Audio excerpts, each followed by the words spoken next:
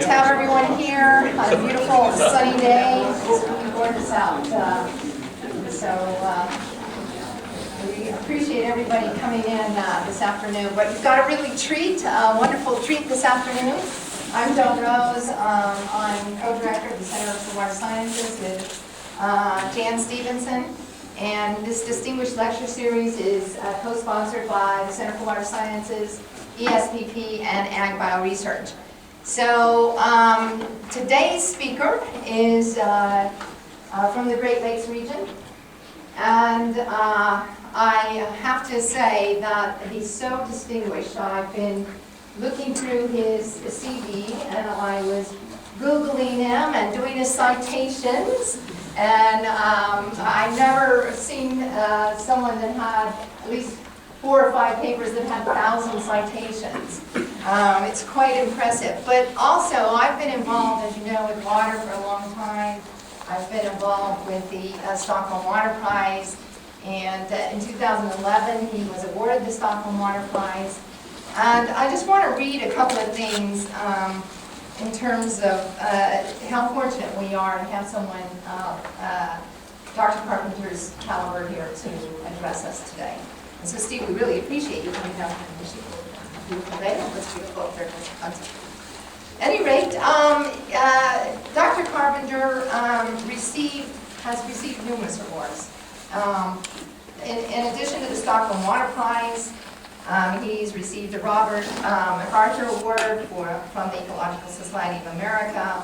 He's received the Excellence in Ecology Prize from Ecological Institute. And he's a member of the U.S. National Academy of Sciences, a fellow of the American Academy of Arts and Sciences, and he's also a foreign member of the Royal Swedish Academy of Sciences. So his work on lakes is global. He's renowned for his work on lakes. And his citations for many of these awards talk about his leadership. His work using theoretical models as well as his large-scale lake experiments, his initial investigation and demonstration of the impacts of cascading systems affecting many species in lakes, for setting the research agenda in ecology, and for integrating the social ecological context, that is linking humans, lands, and aquatic system. And in addition to that, he's cited for his guidance for management of aquatic resources. And so it's with great pleasure that I introduce and turn the floor over to Dr. Stephen Carpenter. Thank you, Steve.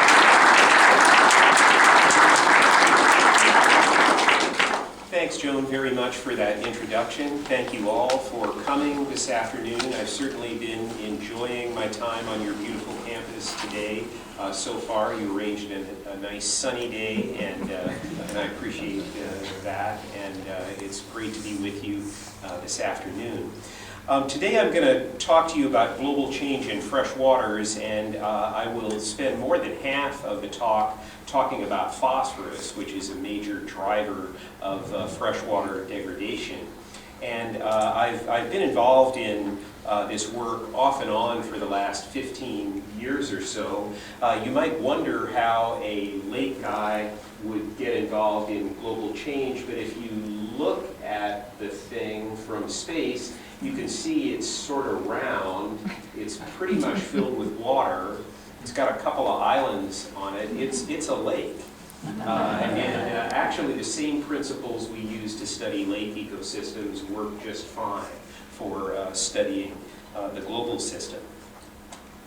So today I'm going to talk about the implications of global change for fresh water. Can you see the slides, by the way? Okay. Then turn to the global situation on phosphorus, the U.S. situation, talk a little bit about managing the phosphorus cycle, and talk about the looming challenges of growing food demand and changing climate for water quality globally. So first, some of the implications of global change for fresh water. I like this graph, which I updated from Joel Cohen's work. simply because it shows how we got where we are in a nice integrative way. So human population in billions is across the x-axis, and we use that as a surrogate for time because human population has only gone up over this period, so you don't really need a time axis, you can just use population. And various aspects of the global agricultural system are on the y-axis. So cereal yield has scaled, in the green dots, has scaled pretty much linearly with human population. And of course, that's a demand-driven situation. There are more people, you need more food, you grow more stuff, and you feed them. It's also interesting to look at some of these global determinants of agricultural production: fertilizer, nitrogen, arable land, and irrigation, irrigated land in the blue diamonds. And those have all gone up as well, but at changing rates. So there seems to be a kink in the fertilizer curve right around here. There is a kink in the arable land curve right about here. We may be beginning to see a kink in the irrigation curve as we run out of really good places to put really big dams. Some of these determinants of production are beginning to plateau. What is not shown here is the role of yield improvements as we simply get better at agriculture, and that is a factor in increasing production, and more creative uses of marginal lands are probably play a role too. But it's very clear from this diagram that the growth of the human population has been pretty directly tied to expansion of agriculture, and agriculture is a very big player in the global water cycle and in global water quality. So we've seen a lot of hydrologic changes as valleys are dammed or levees are created or water levels are adjusted in natural lakes. There's increased consumption of water. I'll show you some statistics on that in a minute. Nutrient enrichment is a huge driver of freshwater degradation globally. Various biotic changes due to biocides, disease, invasive species, and so on, and more harvest of aquatic resources. The Millennium Ecosystem Assessment concluded that freshwater ecosystems are the most altered on Earth due to human activity. So among the various types of ecosystems that we recognize in the world, it is the freshwater ones that are showing the biggest changes so far, at least due to human activity. And these are some of the drivers. We wrote a paper that appeared a couple of years ago that summarized the situation for Earth's freshwaters if you want more detail. These are maps from Naveen Ramankutty, now at McGill University, of the world's cropland area in the upper map and the world's pasture area in the lower map. At the time Naveen did that study, about 13% of Earth's land surface was in cropland, about 24% of the land surface was in pasture. That is by far the single largest human driver of land use change, with knock-on impacts on biodiversity and fresh water. So very widespread changes. These plots show the use of water for agriculture, domestic use, and industry, so the three major sectors. The dark bar in each case, each plot is against time. The dark bar in each case shows extraction, the amount of water that's extracted for a particular use, and the lighter bar shows consumption, the amount of water that's returned to the atmosphere. So consumption in the parlance of this assessment is return of water to the atmosphere. For agriculture, domestic use, and industry, these are data up to 2000 and projections out to 2025. And you can see that agriculture is by far the largest user, larger than domestic use and larger than industry. And it's also fairly obvious, just by the nature of agriculture, that the consumption bar is a very high percentage of the extraction bar because of transpiration. So a lot of agriculture involves intrinsically transfer of water to the atmosphere, whereas in municipal water supplies and industrial water use, there's more scope for recycling. So agriculture is simply a very heavy direct user. Another big factor is change in Earth's biogeochemical cycles.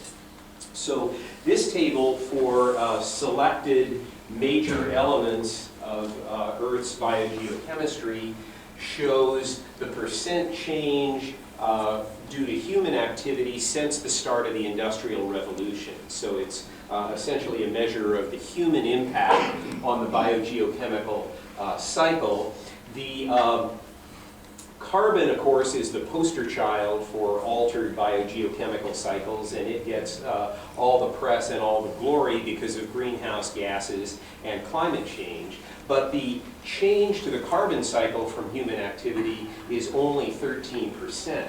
The change to the nitrogen cycle is a little more than a doubling, about 108%. A lot of that is due to agricultural fertilizers. Some of it is due to other industrial processes and automobile emissions and so on. But look at phosphorus, 248%.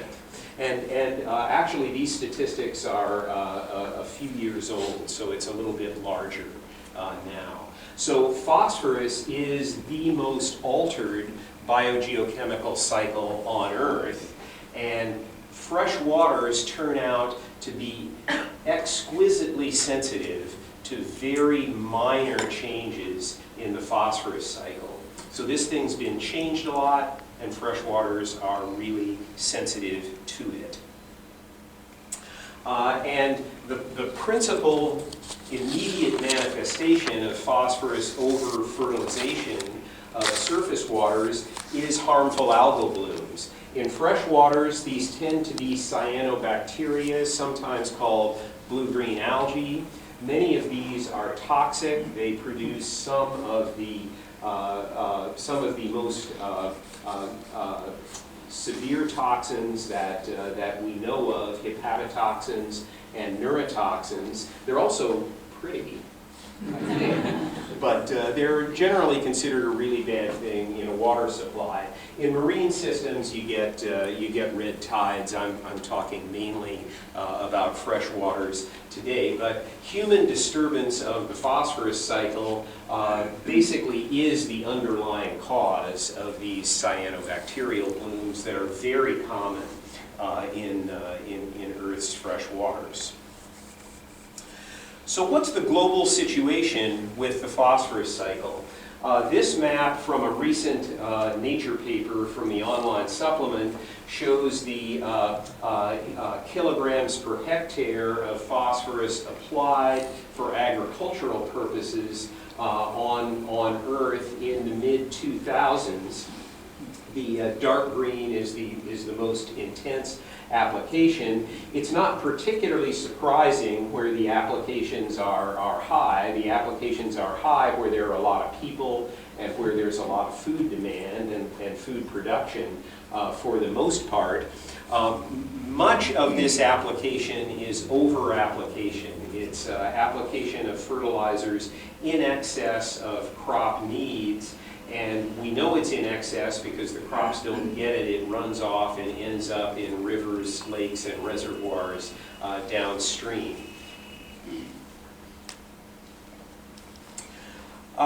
Interestingly, phosphorus rock reserves are concentrated in only a few countries. There are 6 or 7 countries that are net exporters of phosphorus. The United States is one of them. And an enormous percentage, well over 80% of the world's known phosphorus rock reserves are in Morocco and Western Sahara. So that is, if you think about it, that's an incredible monopoly situation. Petroleum is not that concentrated. There's something like a dozen OPEC countries, and there are important petroleum producers that aren't in OPEC. So petroleum, which causes us a lot of trouble, is much more widely distributed across the world's countries than phosphorus, which some of you may have never heard of till today. Phosphorus is really highly concentrated in this one region. And we'll see one of the consequences of that concentration in a few minutes. Demand for phosphorus is expected to rise, and that is a logical consequence, first of all, of human population growth. We're a little over 7 billion now. The median projected human population for 2050 is around 9-point-something billion. There's uncertainty of plus or minus a billion or so around that, so there's going to be more people. We got to feed them, and that's going to increase food demand. Also, we're not doing such a great job of feeding people now, so to develop the undeveloped economies of the world, we're going to have to grow more food. A very common number that's bandied about is that we need to double food production by 2050 to meet human food demand. These simulations are from Detlef van Vuren's work. They're based on the global orchestration scenario of the Millennium Ecosystem Assessment, which is the sort of the standard development model, what's sometimes called the Washington Consensus development model. So it's a middle of the road type of scenario for population growth and food demand, and there's a big increase in demand for phosphorus. The dynamics of phosphorus prices are interesting, at least to an ecologist, and I'm an ecologist, and so I'm going to tell you why they're interesting. They go kind of down. These are rock phosphate prices in 1982 dollars.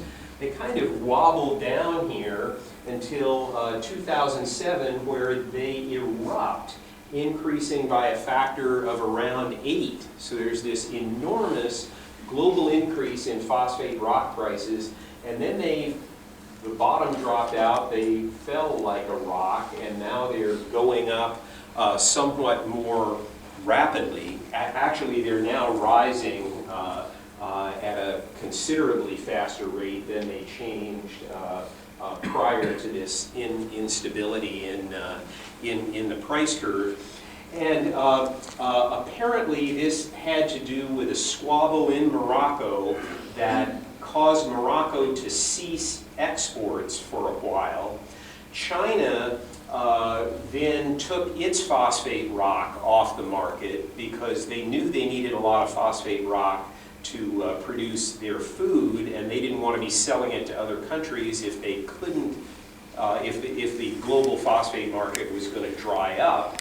And so with the world's biggest producer off the books in Morocco, and China getting cautious and pulling back, the price of the stuff just went through the roof and caused this enormous spike. And that spike is one of many factors that underlay the food price increases of 2008.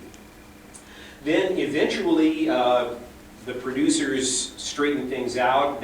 I wasn't in the room when they straightened it out, but I imagine somebody said something like, hey guys, we have a cartel situation here. We can make a fortune if we can get the price of this stuff organized. And now we're seeing this increase here, and that increase has been sustained into 2013.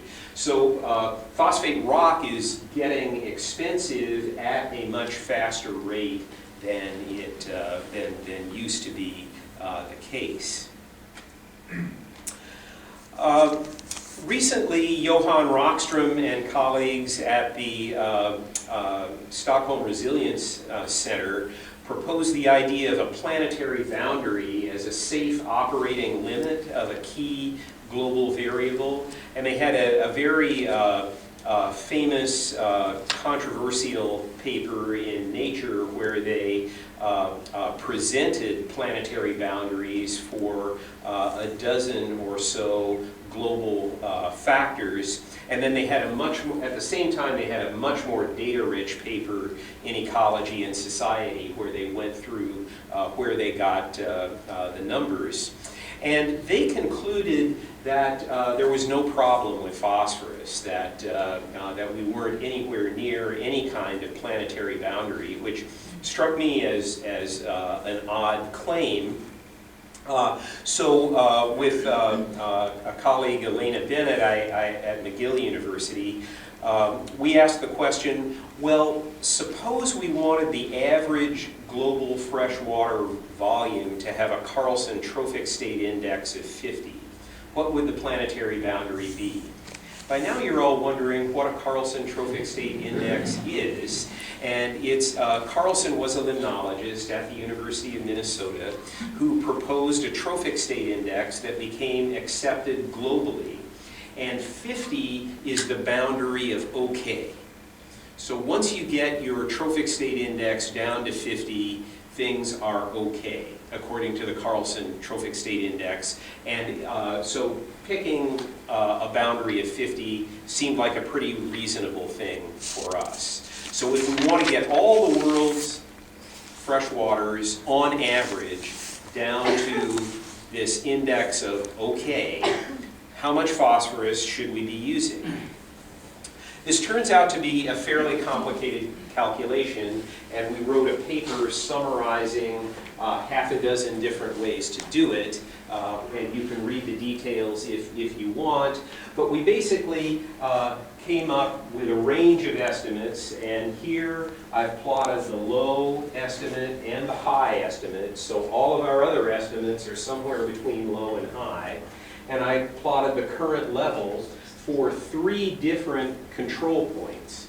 We could think about the amount of phosphorus that we've allowed to build up in soil and try to keep that below a planetary boundary. We could think about the flux of phosphorus to soil. How many teragrams per year of phosphorus do we add to soil as fertilizer? Or we could think about the flux we allow to water. How much phosphorus should we allow to flow from agricultural land to surface water? And you get this range of boundaries. And in every case, the current flow is above the boundary. So our contention is that with respect to fresh water, we're already past the global boundary for phosphorus, and we should be reining in the discharge of material. So what's going on in the United States for phosphorus? The United States, of course, is quite unusual compared to the rest of the world. We're rich, we have highly industrialized agriculture. We do have a phosphate rock reserve, so we do have some production and export of phosphate rock. This is a map of phosphorus levels in U.S. watersheds from 1999, so the data are more than a decade old, but I think the trend is about right. And the dark green is watersheds that are over the standard for phosphorus in the watershed. So there's a lot of dark green there, and particularly in the Mississippi Valley and in southern Wisconsin where I work, we've got a lot of phosphorus pollution. In a paper that came out just in the last 2 or 3 months, we tried to put together a fate map for where the U.S. phosphorus goes. So we have a certain amount of domestic mineral phosphorus rock use. We import a certain amount of phosphorus in crop and livestock. So if you buy a pound of Argentine beef, It's got some phosphorus in it that then becomes part of U.S. biogeochemistry. That phosphorus was moved from Argentina to the United States, and it goes in this arrow here. And then there are some other phosphorus inputs like dust blown from Canada, and miscellaneous stuff like that. And then the material goes to all of these other fates. So we could eat it, it could be lost in processing, it could be in biofuel, it could be lost through, this is basically miscellaneous runoff from the farm, accumulate in agricultural soils, or it could leave the United States in exports. And three things I think are particularly interesting about this diagram. First, exports greatly exceed imports. So this is a rare and precious material that is increasing in price, and we are exporting quite a bit more of it than we import. In fact, we import 66 gigagrams, we export more than 400 gigagrams. It's just something interesting to reflect on. Another interesting thing is, you could think of agriculture, a person who loved the phosphorus cycle as much as I do, might think about agriculture as a way to put phosphorus into people, right? That's basically what you want to do with agriculture. You got people over here, and you want to put phosphorus in them. And our bodies use phosphorus for a number of important things. All of our energy metabolism, we build bones with it, we make teeth out of it, a few other miscellaneous, genetic information, we mold our children to be whatever they are with it through DNA and RNA. And so it's a really essential thing for us, but we're not very good at getting it into people. Only 8% of this total huge amount of phosphorus that we mobilize actually ends up in people through our diets. More than half of it is added to the environment, actually. So we're a very inefficient processor of phosphorus. We move a lot of it from the environment back into the environment in highly available forms where it can cause water pollution, and we don't get very much of that into people to build strong bones, teeth, and our energy processing system. So what can we do about managing the phosphorus cycle? One point I want to make about managing the phosphorus cycle is this turns out to be an old issue in the United States. Charles Van Hise was a president of UW-Madison, where I am, for a while. And he was a geologist who was an advisor to Franklin Delano Roosevelt. And Van Hise recognized that Wisconsin soils were losing phosphorus pretty rapidly due to agricultural practices at the time, although Van Hise had not made the connection yet to water quality. But he was an outspoken advocate of conservation. And I'm fairly sure, he and Roosevelt were quite close, and Van Hise went to New York frequently to meet with Roosevelt when Roosevelt was campaigning. And in a later message to Congress, I'm almost certain we're seeing the voice of Van Hise, who by then was dead, channeled through Roosevelt, saying that the phosphorus content of American agricultural soils has greatly diminished. That shortage could cause low crop yields, poor quality produce, detrimentally affecting the physical health and economic security of the people of the nation. So it was an argument for conservation of phosphorus. So phosphorus scarcity is an opportunity for conservation, and a movement toward phosphorus conservation pushes in the same direction as interest in improved water quality. So what are some things we could do? One argument that is being made increasingly forcefully is we can adjust the application of fertilizer to meet crop needs, and that adjustment is downward, by the way. You just use less of it. There's a recent paper in PNAS just last year arguing that we could meet global food demand out to 2050 with only a minor increase in phosphorus use simply by using it better. So that doubling of food production doesn't have to mean a doubling of phosphorus use if we do it more efficiently. Manure is a big problem in phosphorus pollution because manure is often produced in quantities that exceed the capacity of the local croplands to use the manure.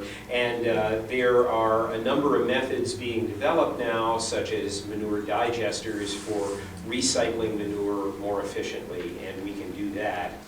Recycling human waste is globally is a big problem. There are a couple of billion people that lack access to adequate sanitation. In the United States specifically, it's less of an issue. Most of our urban waste, at least, is in sewage treatment, but throughout the world, there are a number of opportunities to recycle phosphorus from human waste more efficiently. Decreasing food waste is another opportunity. According to the Foley paper that I cited a few slides ago, somewhere around a third to a half of food is discarded and not consumed, and that's phosphorus that's just out there in a dump somewhere. And finally, we can consider the way we reallocate agricultural production. We could increase the proportion that's used for human food instead of uses other than human food. So what's the future going to bring? I've acted as if the world is going to be about the same in the future up till now, but actually the world is changing pretty fast. We're seeing big changes in climate with recent droughts. Just in Madison alone, we've had a 100-year flood and a deep drought in just the last 5 or 6 years. In Madison, again, we've had 3 100-year floods in the 2000s already, and the century's only 13 years old. So something may be going on with the weather. I am not a climatologist, but I do work with climate change scientists, and they tell me that the confidence intervals around the temperature projections are actually getting somewhat tighter. So they're beginning to be more confident about their projections of warming. But the projections of precipitation and the timing of precipitation and the burstiness of precipitation are highly uncertain. We really don't know what we're going to see in terms of storm intensity and precipitation as climate continues to change. Both drought and flood have adverse effects on water quality in the long run. So drought damages riparian vegetation, which is sort of the last stopping place for excess nutrients on the way to surface waters, harms nearshore habitat, and of course increases demand for water. And an interesting thing about water that almost never gets into market thinking is that we have an implicit demand for water as pollution dilution, because we set pollution standards as a concentration. So that the concentration is the amount of pollutant per volume of water to dilute it. So we're counting on a certain volume of uncontaminated water to dilute that stuff. And in drought conditions, there's less diluent available. So if we're going to hit those standards, we have to actually restrict the discharge of the pollutant even further. Flood also has fairly immediate adverse effects on water quality. Nutrient input spikes, erosion goes up, more damage to shorelines and riparian vegetation.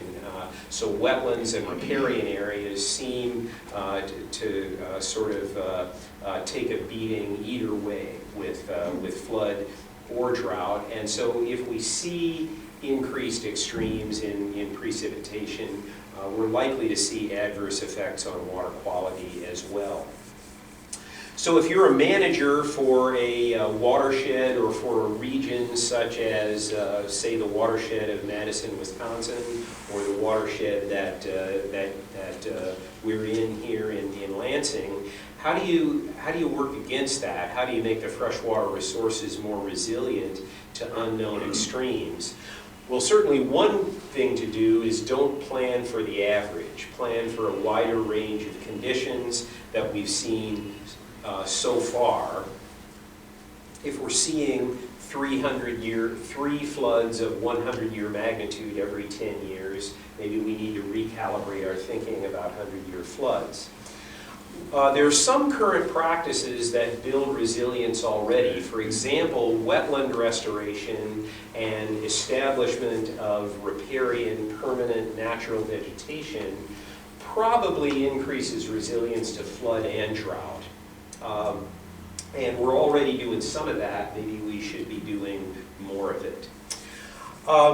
I think that there is a lot of room for creative invention of new practices and new policy instruments for managing non-point pollution and surface water quality. I was talking with Scott Swinton about some of those earlier today, and I think we need, I think the research to invent these kinds of things is actually pretty inexpensive research at the national scale, and I think it'd be a good investment to do more of that.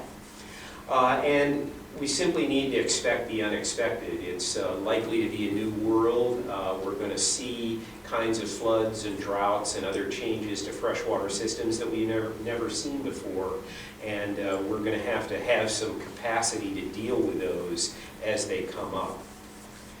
So let me try briefly to summarize here. So global trends forecast large changes in inputs and outputs to lakes and reservoirs. We're likely to see more transfer of fresh water to the atmosphere. It's going to be warmer. We're going to be growing more food, and that's likely to lead to more evapotranspiration. Might also lead to more precipitation, and who knows what the balance will be. There's going to be some expansion in use of fertilizers. There is a lot of scope to be much more efficient about it. I pointed out the recent paper in PNAS that argues that we really don't have to increase phosphorus fertilizer use much at all to double world food production. Nonetheless, the ideal is probably not going to be achieved, and we'll probably see some expansion.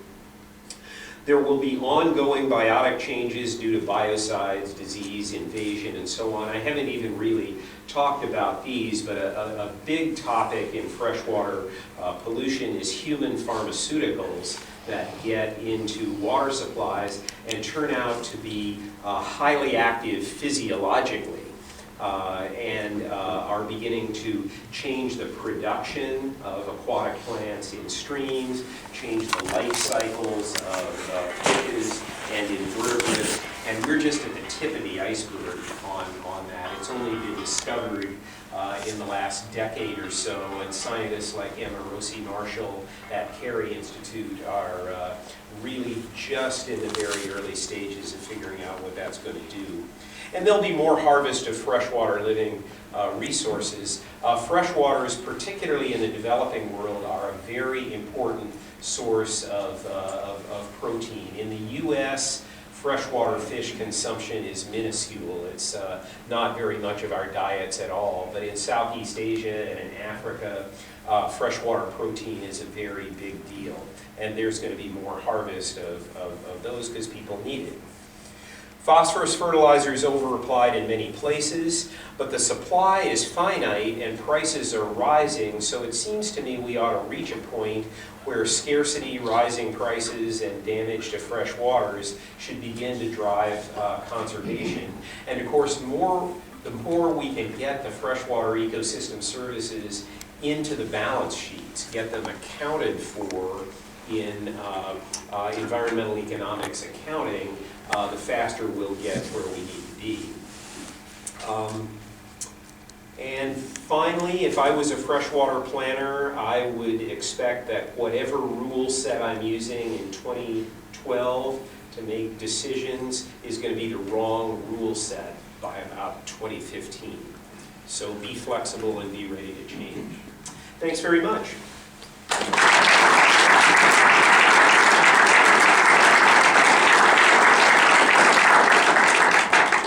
We'll take a couple of questions for Steve right now. I'd also like to call up the panel, and while you're coming forward, we can field 1 or 2 questions, and you'll have plenty of time for more questions with the panel. Aaron? I think I can help. Thank you very much. I wonder what you thought about pollution trading for phosphorus, and also whether you thought that the new sustainable development goals, or whatever they're going to call them, after 2015, are moving towards some kind of measurable global trophic number.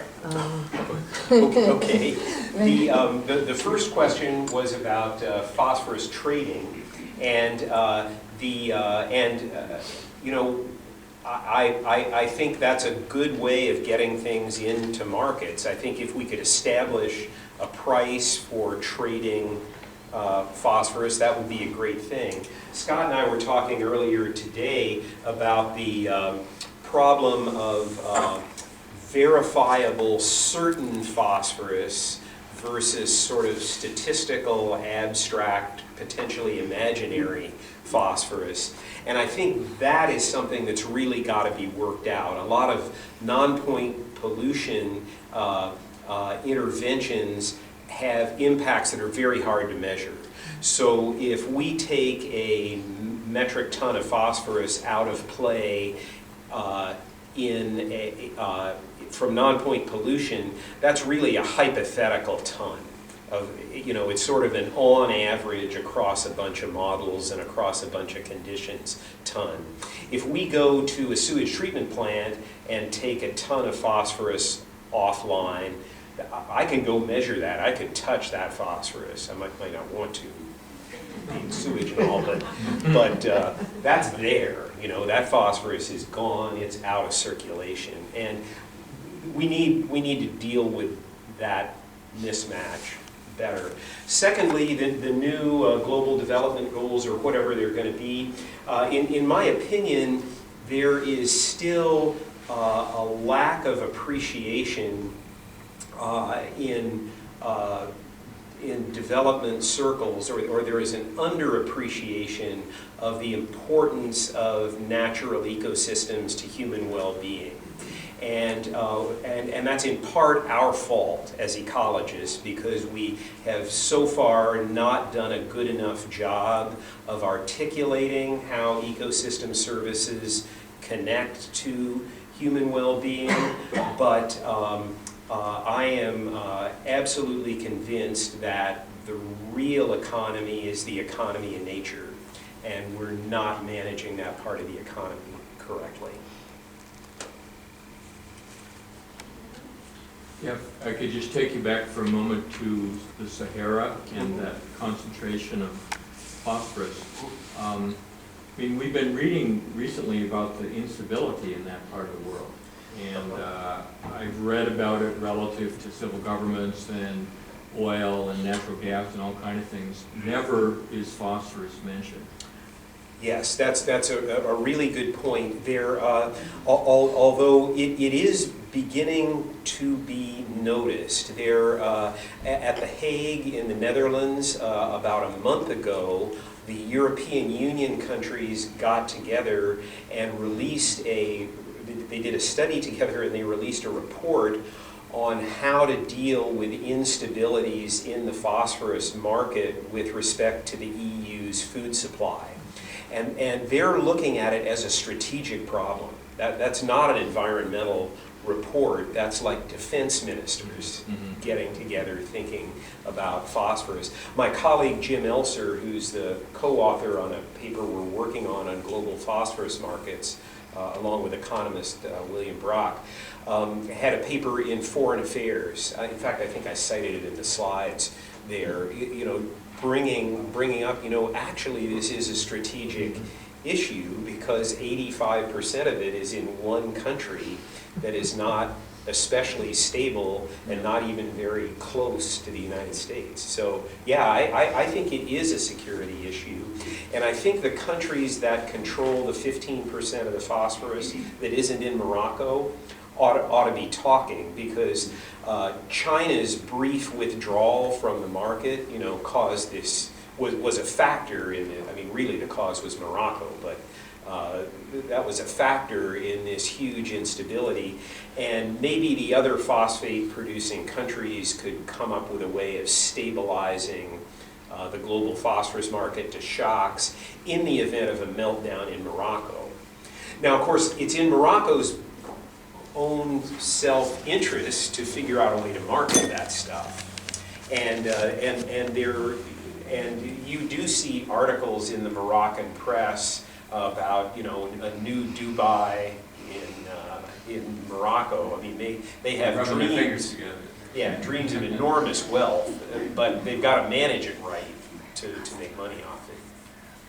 And we'll do one more before we start the panel. Yeah, there's a lot of production in Morocco of phosphorus, but what's the global view of the phosphorus market? Is there a lot of untapped areas that may have a lot, or that may just drive production to other countries? Or is there absolute scarcity in Morocco that might drive conservation? No, that's a great question. And for any mineral resource, you always ask, what if somebody discovers a previously unknown vein of the material in some out-of-the-way place? And of course, that could happen. The discovery of this abundance in Morocco was always the world's biggest producer, or by always, I mean for several decades, the world's biggest producer, and the estimate of Morocco's holdings increased by a factor of 3 or 4 all of a sudden when a guy at USGS in Alexandria, Virginia, found a report from an expedition in the late 1800s that had these maps of these huge phosphate deposits. So it was just an accident.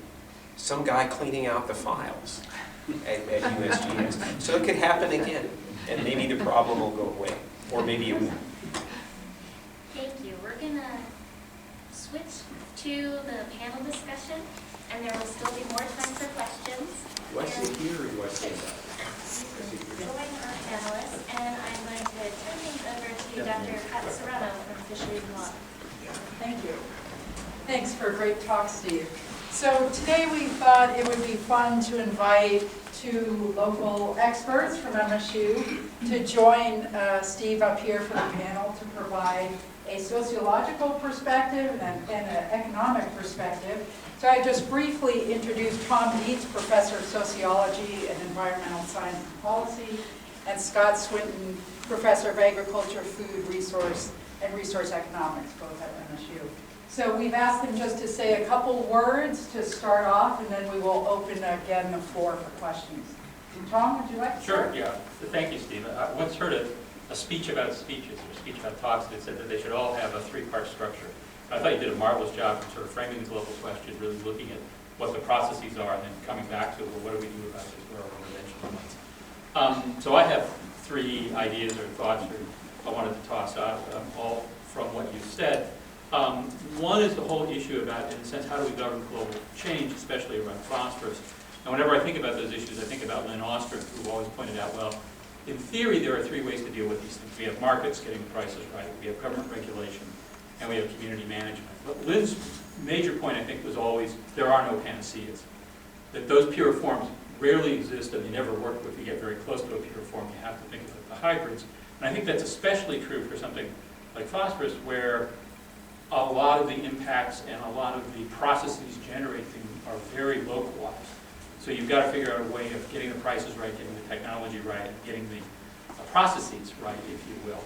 And that leads to the emphasis that you had in your last or second to the last slide about we need new practices in policy In the climate world, we're calling this adaptive risk management, and that's really what we're talking about. And with that goes social learning. So we need to figure out not only how to deal with, in this case, the phosphorus problem, but in doing that, we've got to figure out how we learn. We've got to learn how to learn in order to learn from experience to be able to figure out how to do these things. Second point, you talked about phosphorus conservation, and I've done some work on energy conservation and efficiency. And I think one of the things we've learned in that field, or are learning, is that the first focus almost always has to be on, if you will, technology and biophysical processes. But we also have to think about decision-making and behavior. So, for example, we did an analysis of U.S. households. If you look at built residences as a part of the energy sector, it's trivial, it's 5%. If you look at households as a decision-making unit, it's 38% of U.S. greenhouse gas emissions. It's larger than any single country in the world except the U.S. and China. So if you shift to a decision-making frame, you get different answers. But then, again, you can figure out what you can do in terms of reductions by looking at the engineering, and you have to do that. But then you have to figure out what's reasonable to expect people to do. We introduced a concept called behavioral plasticity. How much change can you actually affect? And it turns out to be about half what you would get if you could do it perfectly, if you could get everybody to do everything perfectly. Now, in the case of households for the U.S., that's still a 7% reduction in total U.S. greenhouse gas emissions using on-the-shelf technology, cost-effective, simple things.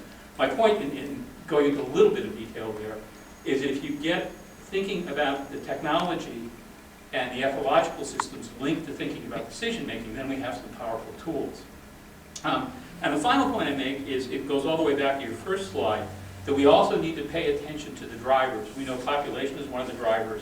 We know population always interacts with affluent, so part of what's going on, I'm sure, with phosphorus, although I can't claim to have done the analysis, is the shifts in diets that's coming with more affluence in some countries in the world, so diets are shifting towards more animal protein and things like that. And also, and there's a literature looking at those kinds of things, and also looking at, and I think this is sort of a new take on how to think about sustainability. Traditional sustainability thinking is thinking about the next generation. But for right now, we need to think about the trade-off between human well-being and stress on the environment. How much increase in human well-being are we actually getting when we place stress on the environment? And of course,